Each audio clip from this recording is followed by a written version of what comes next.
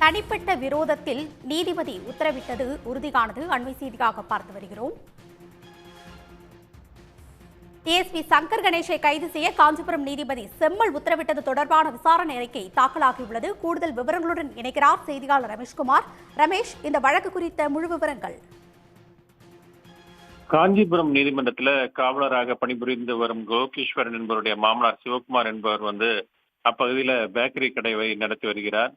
சிவகுமாருக்கும் அந்த பூச்சிவாக்கம் பகுதியை சேர்ந்த முருகன் என்பவருக்கும் இடையே கடந்த மாதம் ஒரு முன் தகராறு ஏற்பட்டது.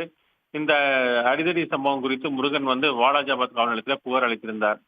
வன்கொடுமை தடுப்பு சட்டத்தின் கீழே பதியப்பட்ட வழக்குல உரிய நடவடிக்கை எடுக்கல என கூறிதான் தாமாக முன்வந்து வழக்கு விசாரணைக்கு எடுத்த காஞ்சிபுரம் மாவட்ட நீதிபதி செம்மல் காஞ்சிபுரம் மாவட்ட காவல்துறை கண்காணிப்பாளர் சங்கர் கணேசை கைது செய்து சிறையில் அடைக்க உத்தரவிட்டார்.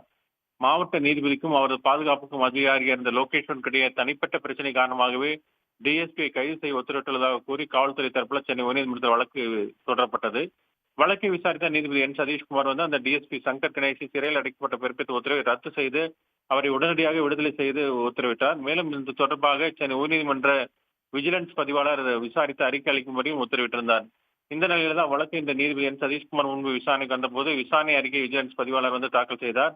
அப்போது அரசு தரப்பில் ஆஜரான கூடுதல் குற்றவியல் வழக்கறிஞர் எம் முகிலன் மாவட்ட நீதிபதி உத்தரவின் பேரிலேயே சம்பந்தப்பட்ட ஃபேக்டரியை உணவுப் பொருள் பாதுகாப்பு அதிகாரிகள் சோதனை செய்ததாகவும் குறிப்பிட்டார். இதையடுத்து அந்த குற்றச்சாட்டுகள் நிரூபணமானதுனால நிர்வாக ரீதியில மாவட்ட நீதிபதிக்கு எதிராக நடவடிக்கை எடுக்க ஏதுவாக விஜிலன்ஸ் பதிவாளர்களுடைய அந்த விசாரணை அறிக்கையை சென்னை உயர்நீதிமன்ற நிர்வாக அட்மினிஸ்ட்ரேட்டிவ் கமிட்டி என்று சொல்லக்கூடிய அந்த நிர்வாக குழு, அதே போல நீதிபதிகள் பணியிட மாற்றக்குழு, ஜட்ஜஸ் டிரான்ஸ்பர் குழு என்று சொல்லக்கூடிய அந்த நீதிபதிகள் பணியிட மாற்றக்குழுக்கு அனுப்ப உத்தரவிட்ட நீதிபதி அந்த வழக்கை முடித்து வைத்து உத்தரவிட்டிருக்கிறார். தகவல்களுக்கு நன்றி ரமேஷ்.